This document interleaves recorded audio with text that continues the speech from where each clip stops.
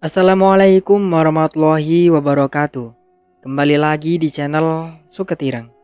Di kesempatan kali ini saya akan membawakan sebuah cerita yang berjudul Misteri Mayat Membusuk di Gudang Belakang. Cerita ini ditulis oleh akun Facebook bernama Yusni. Bagi kalian semua yang ingin membaca ceritanya secara langsung, bisa langsung kunjungi link yang sudah ada di deskripsi. Sebelum cerita ini dimulai, jangan lupa untuk like, komen, dan subscribe channel ini, dan juga tekan lonceng notifikasinya agar kalian semua tidak ketinggalan cerita-cerita terbaru dari kami. Tentunya tak usah berlama-lama lagi, langsung saja kita masuk ke ceritanya. Kamu tidak tahu bagaimana aku menjalani hidup. Aku capek selalu dihina. Aku capek hidup miskin seperti ini, saut Rahima bengis. Tapi aku menantu ibu, Bu. Istri dari anak ibu juga. Kasihan Kaila, Bu. Dia butuh aku. Istri Faris memelas berharap Rahima mengurungkan niatnya. Aku tidak peduli. Faris bisa menikah kembali nanti. Mendengar ibunya, mata Faris langsung mendelik tajam. Dengan rahang ikut mengeras. Ibu, bentak Faris. Mukanya merah padam. Ambillah sukmanya, titah Rahima pada jin tersebut. Tubuh Faris seperti melayang jauh. Pandangannya mengabur ketika sukma sang istri ditarik paksa oleh makhluk tersebut. Ia mendengar teriakan sang istri yang mulanya begitu keras perlahan hilang. Bruk, tubuh Faris ambruk seketika. Ia kehilangan kesadaran setelah mata batinnya terbuka dan melihat ke masa lalu penyebab sang istri meninggal. Pak Wahyu menarik napas dalam-dalam dan membiarkan Faris istirahat sejenak karena tenaganya sudah terkuras habis. Rahima terenyak duduk di tepi ranjang setelah pulang dari gudang belakang. Ia masih belum melihat Faris pulang. Perasaannya sebagai seorang ibu sangat cemas takut terjadi apa-apa pada Faris. Lamunan Rahima langsung buyar ketika ponselnya di atas nakas berderi. Sejenak ia mengerutkan dahi karena merasa heran. Ada yang menghubunginya di tengah malam begini. Setelah melihat nama yang tertera di layar ponsel, Rahima langsung menekan panggilan terima. Halo, Mak, ucap di seberang sana dengan nada panik. Ya, itu suara Tiar. Ada apa larut malam nelpon? Selidik Rahima. Mak, tolong aku. Tiap malam aku melihat penampakan Cynthia, ucap Tiar. Lalu, balas Rahima seolah tak acuh. Mak, bisa sesantai itu bilang lalu? Mak, ini gara-gara Mak juga. Rahima menggaruk pelipisnya meski tidak gatal sama sekali. Ya terus aku harus apa? Lakukan sesuatu, Mak, supaya arwahnya tidak bergentayangan. Ya sudah, besok saja itu dibahas. Aku akan ke sana besok siang. Aduh, Mak, mana malam ini anak-anak keluar semuanya tertinggal aku sendiri, sedangkan Zainal berjaga di depan. Lalu aku harus apa, Bu? Tidak mungkin aku, ucap Rahima terjeda. Pendengarannya terusik karena mendengar suatu ketukan di pintu depan. Rahima meninggalkan ponselnya begitu saja, padahal panggilannya masih tersambung dengan Tiar. Gegas Rahima ke depan ingin membukakan pintu karena mengira Faris pulang. Pintu dibuka, namun Rahima langsung disambut oleh angin yang berembus dari luar menerpa anak rambutnya. Tidak ada siapapun selain suara binatang malam yang saling bersautan.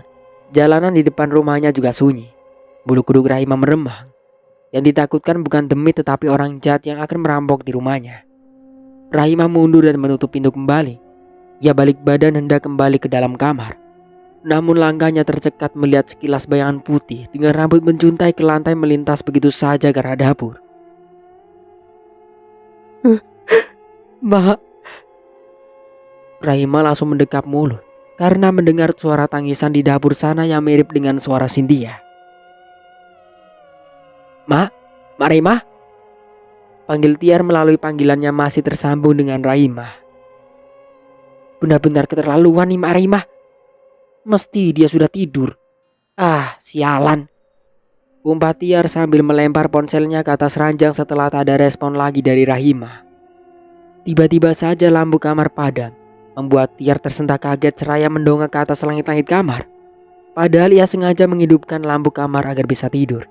Ini malah padam, membuat hatinya makin tak tenang. Tiar baru kepikiran lagi akan ponselnya ingin menelpon Zainal untuk memeriksa ke dalam. Namun, karena ruangan itu gelap terpaksa tangannya meraba-raba di sekitar tempat ia duduk. Ah, mana ponselku? Gumam Tiar sambil meraba di atas ranjang.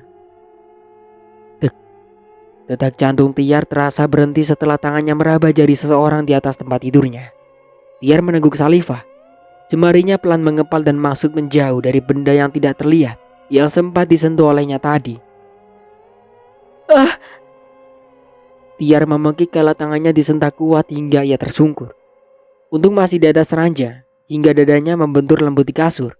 Tiar bangkit hendak keluar dari kamar. Keringat dingin sudah membasahi kaki dan tangan. Raut wajah Tiar tampak tegang.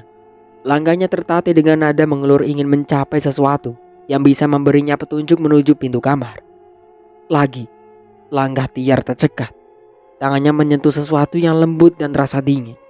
Bentuknya seperti lekukan tubuh seseorang. Tiar meraba hingga tangannya berhasil menyentuh bagian wajah. Kedua tangannya langsung disembunyikan di belakang dengan perasaan tak karuan. Di setiap sudut kamar menguar aroma anjir yang cukup kentara. Tiar mundur pelan-pelan hingga punggungnya membentur sudut nakas.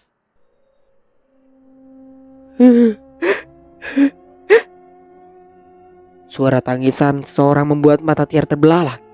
Suaranya memilukan, itu sulit diartikan karena sekali terasa begitu menyeramkan. "Jangan mendekat!" seru Tiar yang sudah merasa tidak bisa berbuat apa-apa. Lagi suara cekikan tanpa terlihat wujudnya, itu membuat Tiar gemetar. Tiar menggelengkan kepalanya karena suara cekikan kuntilanak membuat gendang telinga Tiar hampir pecah. Ia bahkan berusaha menutup dengan kedua telapak tangan agar suara itu bisa sedikit reda. Pergi kamu dari sini!" pekik Tiar sambil menangis ketakutan. Suaranya makin menguat. Bagai tersugesti ketika mendengarnya membuat kepala Tiar pusing dan mulai kehilangan kesadaran. Tubuh Tiar ambruk. Rahima yang merinding itu mengusap-usap tengguknya. Ia tidak ingin mencari tahu suara tangisan siapa sebenarnya yang ada di dapur sana. Langkah Rahima berbelok ke arah kamarnya. Ia segera menutup pintu dengan rapat dan sempat menyadar pada daun pintu dengan jantung yang masih berdegup kencang. Pandangannya beralih pada ponsel yang ia tinggal di atas ranjang. Ia teringat akan Tiar. Rahima melompat ke atas ranjang meraih ponsel dan melihat panggilan dari Tiar terputus. "Pasti dia bergentayangan," ucap Rahima sambil meraup wajah. Ia kembali turun dari ranjang dan mulai membakar menyan di setiap sudut kamar agar arwah tak senang itu tidak mengganggunya lagi.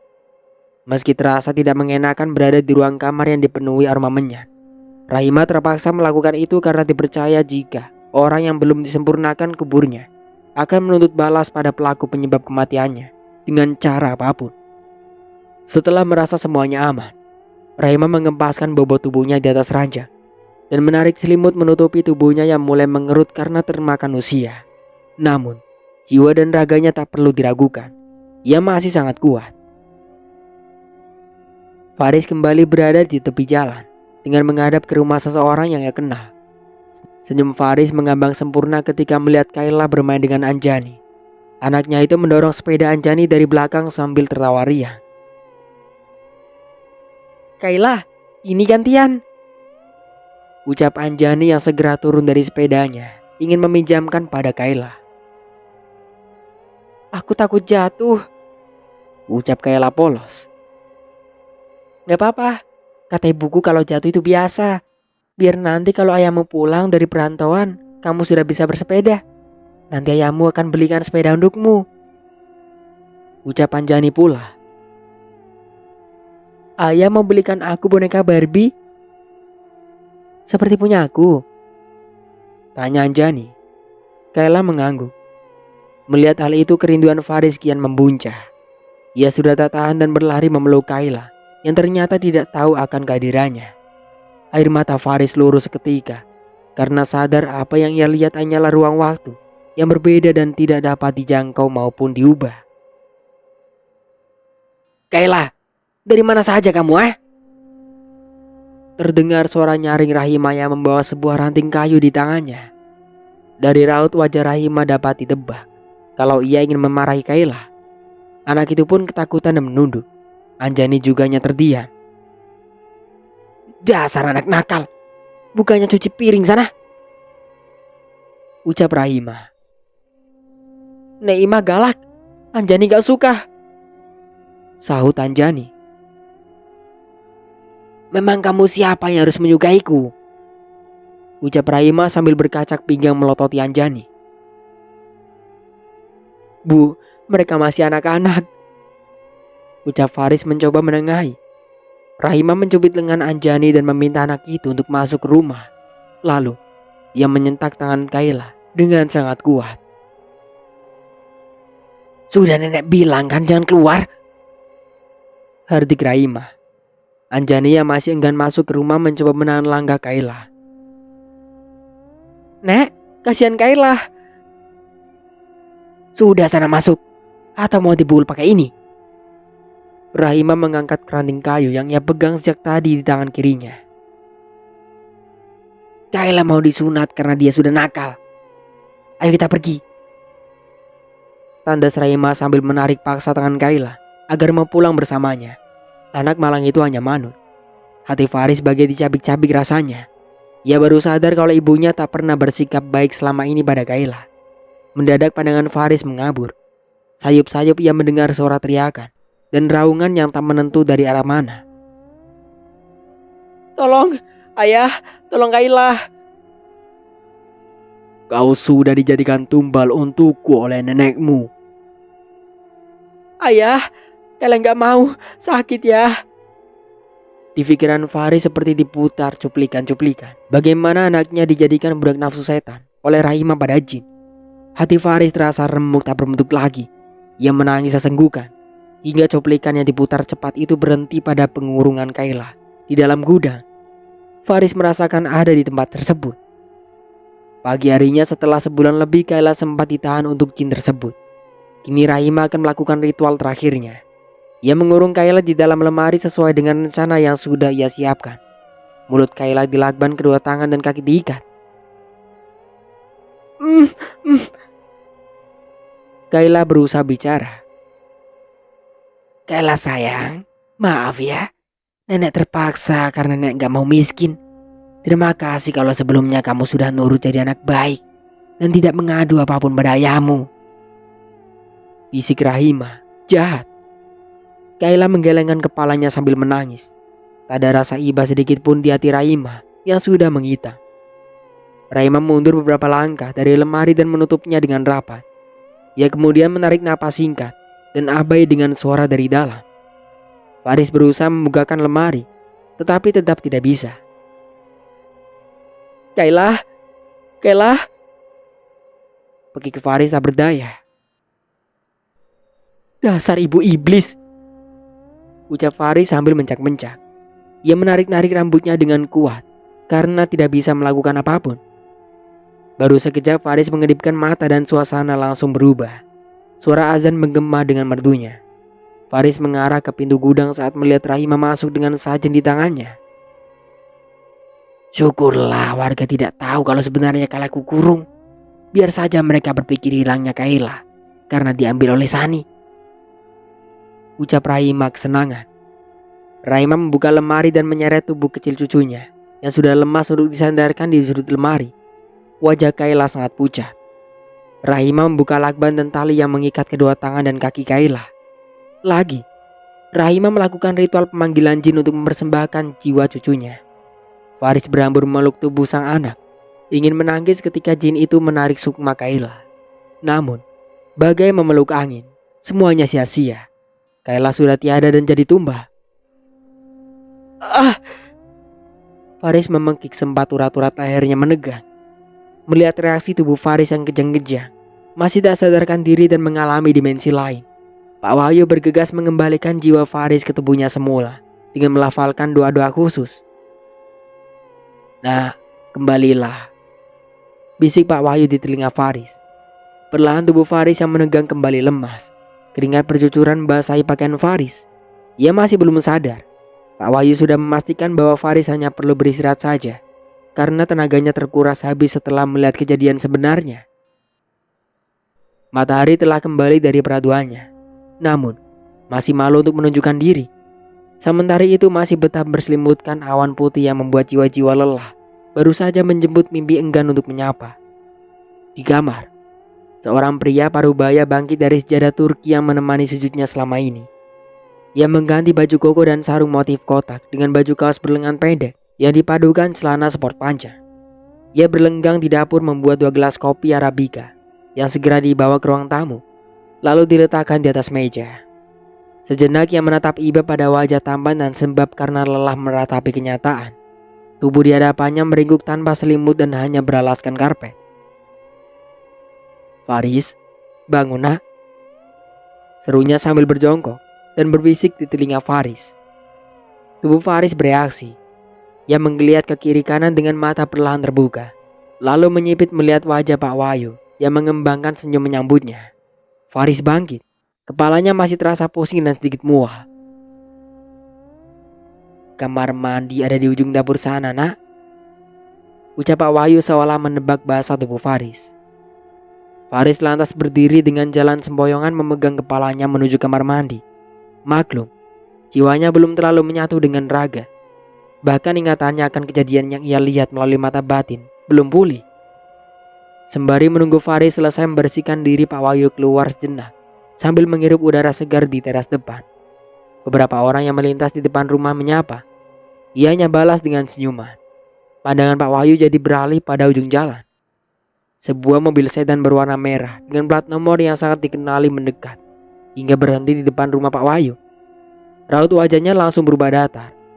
Terlebih seorang gadis turun dari mobil dengan penampilan yang cukup mencengangkan.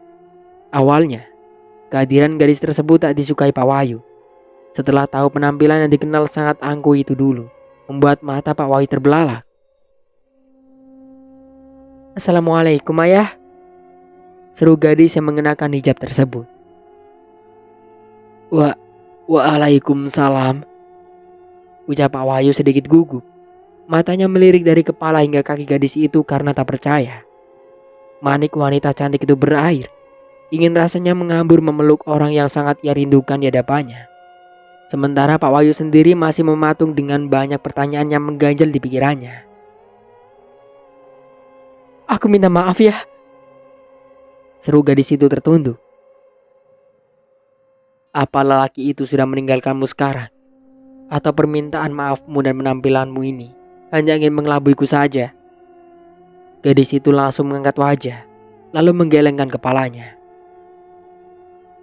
"Aku tahu ayah kecewa padaku. Sungguh ya, aku sudah berpisah dengan Yuda. Aku sudah menyadari kesalahanku, dan aku benar-benar ingin jadi lebih baik." Ucapnya maju selangkah mendekat. Mata Pak Wahyu berkaca-kaca.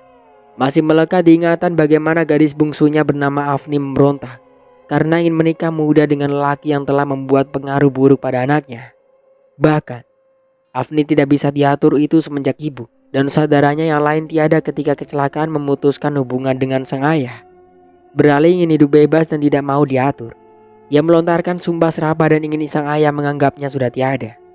Tiba-tiba Afni bersimpuh di bawah kaki Pak Wahyu. Ia menangis jadi-jadinya memohon maaf. "Aku minta maaf ya. Aku sudah durhaka pada ayah. Aku menyesal," ucapnya. Pak Wahyu menarik napas dalam-dalam. Ia berada di situasi yang sangat sulit. Kehadiran anaknya yang tiba-tiba dengan penampilan yang berbeda. Rasanya seperti mimpi. "Baiklah jika ayah belum memaafkanku. Aku mengerti. Sulit untuk ayah menerimaku kembali." Afni bangkit sambil mengelap wajahnya yang basah dengan lengan gamis. "Bangsat! Wanita setan! Iblis!" teriak Faris dari dalam kamar mandi setelah ia mengingat perjalanannya ke dimensi lain semalam. Pak Wahyu bergegas masuk ke dalam. Mendadak langkah Pak Wahyu tercekat setelah melihat Faris memegang sebilah pisau yang didapat dari dapur. Mata lelaki itu memerah dan sorot mata tajam bak elang yang siap menerkam mangsanya. Afni yang baru menyusul masuk gemetar melihat Faris yang dipenuhi amarah. Faris, apa yang akan kamu lakukan dengan pisau itu?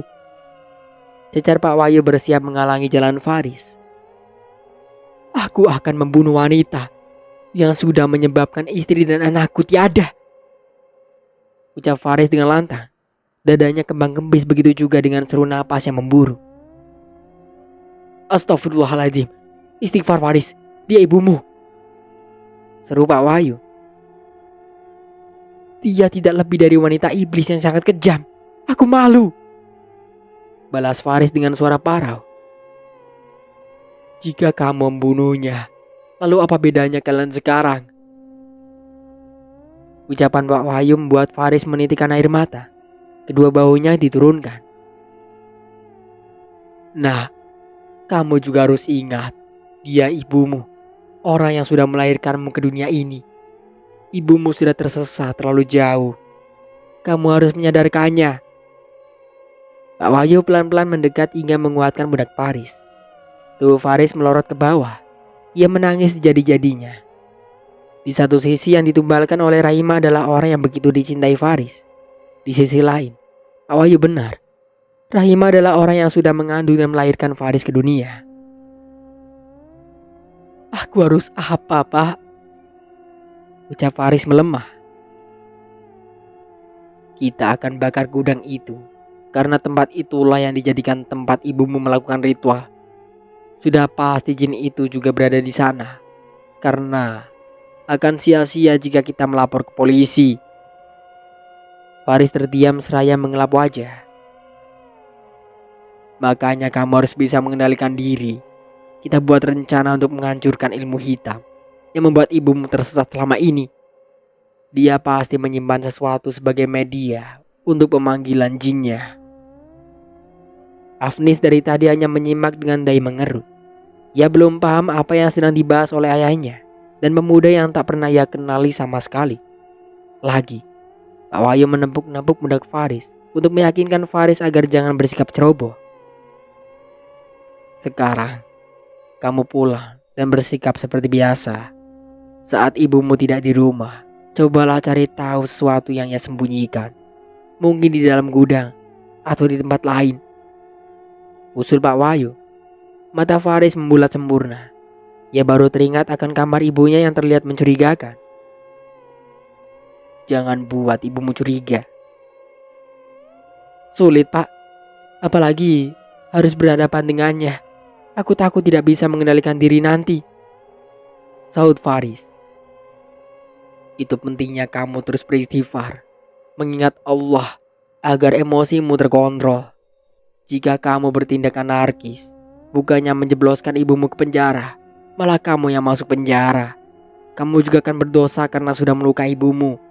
Sebesar apapun dosanya, biar jadi urusan dia dengan Tuhan. Faris mencoba menerima setiap nasihat yang diberikan Pak Wahyu. Memang bukan perkara yang mudah bisa memaafkan perbuatan Rahima yang sudah kelewatan batas. Tetapi, hati Faris mulai menerima masukan dari Pak Wahyu.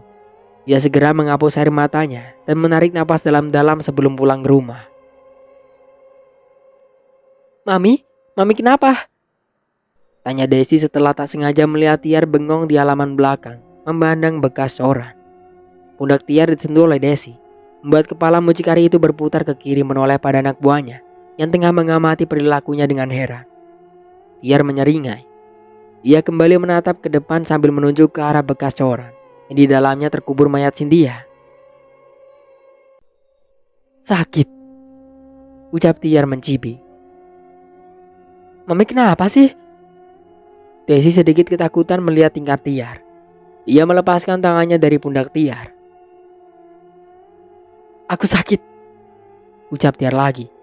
Tatapannya kosong sejurus ke depan. Tiar melebarkan kakinya dan sedikit berjongkok memegang kedua lutut. Sakit, sakit, teriaknya. Merasa ada yang tidak beres dengan Tiar. Desi berlari masuk ke dalam memanggil teman-temannya yang lain termasuk Zainal. Mereka semua berhambur ke teras belakang melihat Tiar menangis kesakitan, memegang perutnya dengan posisi orang yang akan melahirkan. Kenapa dengan Mami? Tanya semua orang kompak. Aku gak tahu, Jawab Desi cemas. Tiba-tiba Tiar cekikikan membuat anak buahnya merinding ketakutan dan mundur. Desi, aku sakit. Ucap Tiar menatap Desi. Mami kesurupan. Desi baru paham. Ah, kesurupan gimana? Saut salah seorang teman Desi. Desi, aku di sini. Tiar menunjuk ke bekas coran. Des, kok setan itu tahu namamu? Teman Desi yang lain menyenggol baunya. Desi meneguk saliva. Langkahnya pelan mendekati Tiar. Kamu siapa? Sakit. Mereka membunuhku. Tolong aku. Tolong aku. Suara Tiar melemah dan tubuhnya langsung ambruk. Desi membengkap mulut karena kaget. Sementara yang lain menggotong tubuh Tiar ke dalam kamar. Desi masih tertegun sambil menatap bekas coran yang sempat ditunjuk Tiar tadi. Perasaannya mulai tak enak. Sampai bulu kuduk ikut meremang.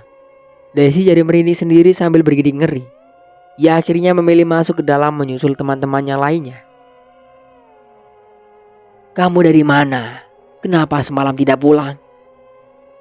Cecar Rahima ketika ia tak sengaja berpapasan dengan Faris di depan pintu.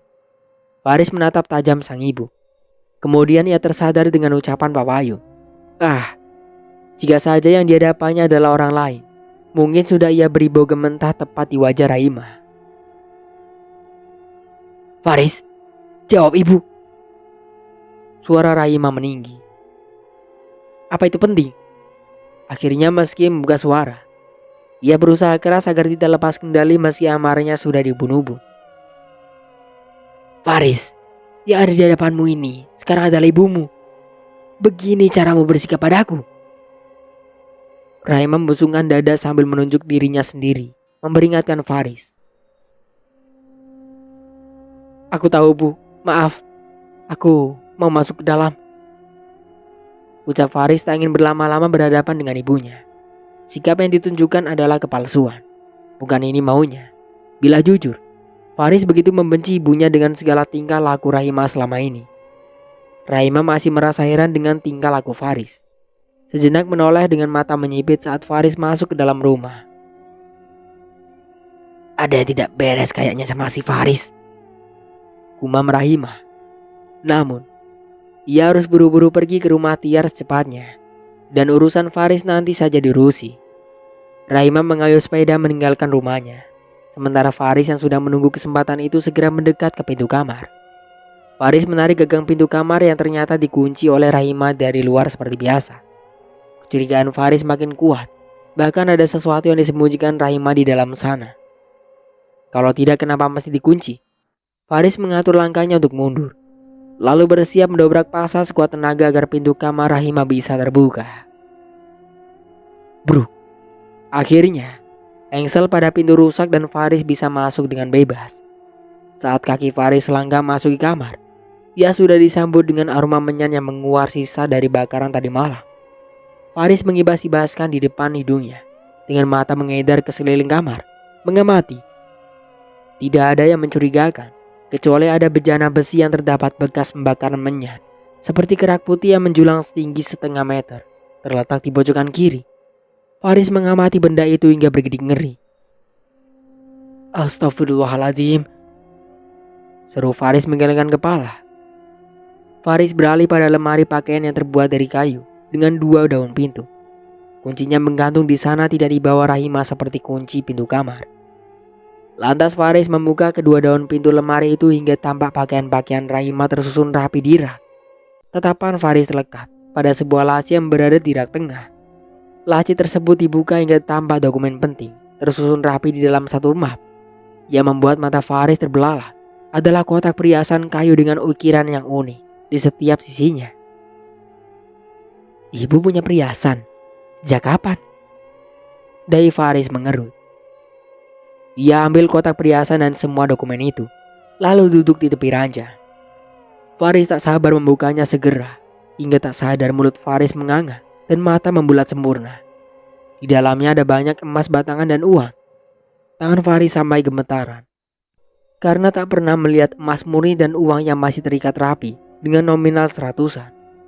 Semuanya dituangkan Faris di atas tempat tidur, hingga sebuah benda kecil ikut terjatuh. Ya, sebuah keris seukuran jari kelingking yang berwarna kekuningan sedikit berkarat. Faris lantas mengamatinya dengan sesama. Semakin lama ia pegang keris itu semakin panas rasanya. Spontan Faris menjatuhkan benda misterius itu.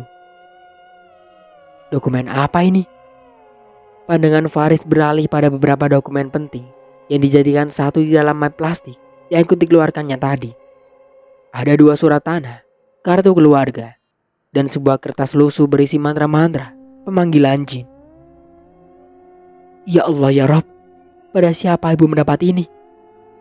Seru Faris tak habis pikir. Hati Faris begitu sakit melihat bukti bahwa ibunya sudah tersesat sangat jauh. Faris meraup wajah berkali-kali sebelum menyimpan semuanya kembali seperti semula. Ia hanya mengambil kertas berisi mantra dan keris itu tadi. Karena Faris yakin kedua benda itu berhubungan dengan jin yang membuat ibunya sampai berani menumbalkan istri dan anaknya. Ia ingin tunjukkan semuanya pada Pak Wahyu nanti. Di tengah perjalanan mendadak perasaan Rahimah tak karuan. Pikirannya terus tertuju pada rumahnya. Hei, kalau jalan pakai mata! Hardik seorang pengendara motor yang hampir menabrak Rahimah dari arah belakang. Pasalnya, Rahimah yang salah karena bersepeda sambil melamun memikirkan sikap Faris yang mendadak mau bicara padanya. Bukankah Faris beberapa hari terakhir ingin mendiamkannya? Yang mengganjal di pikiran Rahimah adalah kemana perginya Faris semalam. Rahimah menepi dan berhenti sejenak karena ingin mengatur napas. Sungguh, pikirannya menjadi tak tenang. Ingin putar balik, tetapi sudah terlanjur jauh dari rumahnya. Tiba-tiba ponsel Rahimah berdering di dalam tas yang ia sandang. Tertera nama Tiar di layar ponsel. Sambil menarik napas panjang, Rahimah mengangkatnya setengah hati karena ia sedang tidak bersemangat hari ini. Iya, aku lagi di perjalanan, mau ke sana, ucap Rahimah tanpa basa-basi. Mak, ini aku Zainal. Ini Mami sudah nungguin. Dia nyuruh Mak segera datang. Atau mau dijemput supir? Rahimah menghembus napas kasar. Sabar! Teriak Rahimah dengan napas tersengah. Kemudian mematikan panggilannya. Menyusahkan saja. Rahimah bersungut kesal. Ia kembali melanjutkan perjalanan menuju rumah Tiar. Setiba di sana, Rahimah sudah ditunggu-tunggu kedatangannya oleh Janaldi di depan sambil celingak-celinguk ke arah jalan. Raut wajah Rahimah tampak tidak bersabar. Saat ia dicecar, Zainal sengaja diabaikan dan langsung masuk ke dalam rumah. Bahkan, Rahimah tahu tujuannya yaitu ke kamar Tiar tanpa mau diantar oleh Zainal. Saat pintu kamar dibuka, 2 orang anak buah Tiar yang menemani segera bangkit meninggalkan Tiar bersama Rahimah. Tiar memaksa senyum dengan wajah pucat pasi karena ia baru tersadar setelah kesurupan arwah Cynthia. Mak, duduk sini, titah Tiar. Rahimah menarik napas sebelum duduk di samping Tiar dan menatap orang yang sudah jadi langganan jasanya cukup lama. Berawal dari tukang urut biasa hingga bisa mengaborsi para wanita-wanita penghibur yang dinaungi Tiar. Ma, aku takut, kata anak-anak. Aku habis kesurupan. Menunjuk-nunjuk bekas coran di halaman belakang, seru Tiar dengan mata berkaca-kaca seraya meraih tangan Rahimah. Dapat dirasakan oleh Rahimah bahwa Tiar saat ini benar-benar ketakutan dari telapak tangannya yang terasa sangat dingin sekali. Apa yang harus kita lakukan, Mak? Aku gak mau semuanya terbongkar. Lanjut Tiar menaruh harapan besar agar Rahimah memberi solusinya. Karena kematian Cynthia ada andil Rahimah juga di sana. Kita harus beli sajen agar arwahnya tidak bergentayangan lagi. Caranya? Rahimah membuka tasnya dan mengeluarkan menyan dari bungkusan plastik yang selalu dibawa kemana-mana. Letakkan bunga kandil di sana. Bakar menyan dan segelas kopi hitam tanpa gula, ucap Rahimah. Itu saja, Mak. Kapan dilakukan, Mak? Tahun depan. Rahimah ketus. Tiar yang sempat tegang hampir tertawa. Mak, kenapa? Ada masalah? Selidik Tiar karena tak biasanya dia melihat sikap ketus dari Rahimah. Bisa aku pulang? Tanya Rahima langsung karena ia sudah tidak tahan berlama-lama. Meski badannya ada di rumah Tiar, namun pikirannya ada di rumah sendiri. Jantung Rahima berdegup kencang tak menentu. Yang meyakini akan terjadi sesuatu padanya nanti. Tapi apa? Batinnya. Ma, gimana cara ngerjainnya? Tiar memboyarkan lamunan Rahima. Ngerjain apa? Sajennya, Mak. Apa ada bacaan khusus? Tanya Tiar belum paham. Cepat suruh Zainal cari bunga kantil biar aku yang letakkan di sana nanti. Buruan. Tita Rahima. Tiar mengambil ponselnya yang terletak di atas nakas. Lalu menghubungi Zainal meminta untuk dicarikan bunga kantil secepatnya. Aduh Mak, aku takut kalau anak-anak curiga padaku soal Cynthia. Aku gak mau dipenjara Mak. Ketus Tiar. Rahima memijit pelipisnya tanpa menanggapi.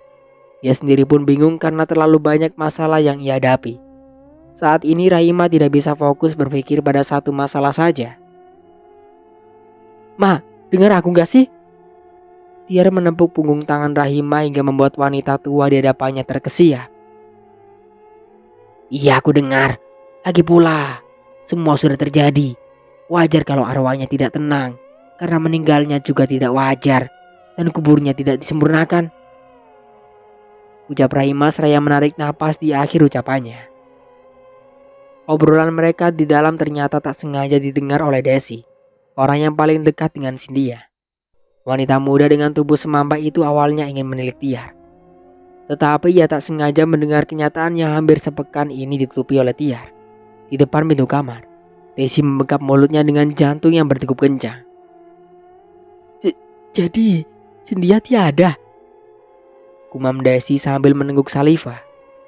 Plak. Desi tersentak kaget setelah pundaknya ditepuk oleh Zainal dari belakang. Kamu nguping ya? Selidik Zainal. Desi menarik paksa lengan Zainal agar menjauh dari depan kamar Tiar. Ada apa sih? Tanya Zainal heran. Desi baru melepaskan pegangan tangannya dari lengan Zainal ketika berada di dekat tangga. Tangan Desi gemetar. Ia bingung harus mulai cerita dari mana. Takut kalau Zainal tidak percaya nantinya. Terlebih lagi Zainal adalah orang kepercayaan Tiar. Kenapa? Tekan Zainal karena Desi tak juga mau bicara. Wanita itu melirik kantong kresek yang di tangan kiri Zainal. Apa itu bang? Ini kebang kantil. Karena mami memintaku mencarinya. Untuk apa? Zainal menaikkan kedua baunya. Mengapa? Aneh. Sudah ah. Mami pasti menungguku. Bisa-bisa aku kena marah nanti. Tanda Zainal tanpa peduli apa yang dipikiran Desi. Ya Tuhan. Apa benar Cynthia tiada karena aborsi waktu itu? Kenapa Mami tidak menceritakannya sebenarnya? Seru batin Desi. Risau sambil meremas jarinya. Tidak mungkin jika ia menanyakan langsung pada Tiar soal itu, karena ia paham betul siapa yang akan dihadapinya.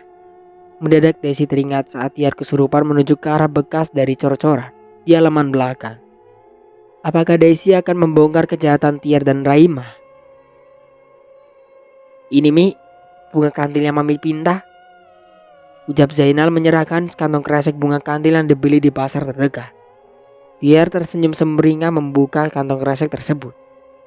Ia juga mengendus aroma bunga kantil yang semerbak. Memang untuk apa sih Mi? Tanya Zainal penasaran. Bukan urusanmu, sana keluar. Seru Tiar sambil mengibaskan tangannya mengusir Zainal. Ini mak. Tiar lalu memberikan pada Rahima. Mereka berdua keluar dari kamar menuju ruang belakang. Desi yang sudah curiga sengaja mengikuti diam-diam saat semua teman-temannya beristirahat di dalam kamar. Rahima meletakkan bunga kantil, kopi pahit dan menyan di atas bekas coran semen yang menutupi sekujur tubuh manusia di dalamnya. Mulutnya mulai kemat-kamit membaca mantra. Tak lama kemudian Rahima bangkit dibantu Tiar. Sudah selesai. Ucap Rahima. Beneran mak? Tanya Tiar kurang yakin. Bu Tiar meragukanku. Rahima balik bertanya dengan tatapan tak suka. Ia menyengir melihat sikap Rahima yang agak sensitif. Mbak ini kenapa sih? Bawaannya mau marah mulu? Ucap Tiar. Entahlah. Balas Rahima menaikkan baunya dan melangkah pergi meninggalkan Tiar. Ia masih berdiri di dekat bekas cor-coran. Untuk sementara aku cukupkan dulu ceritanya sampai di sini. Sampai jumpa kembali di part berikutnya. Saya Mang Dayun pamit undur diri. Kurang lebihnya mohon maaf. Wassalamualaikum warahmatullahi wabarakatuh.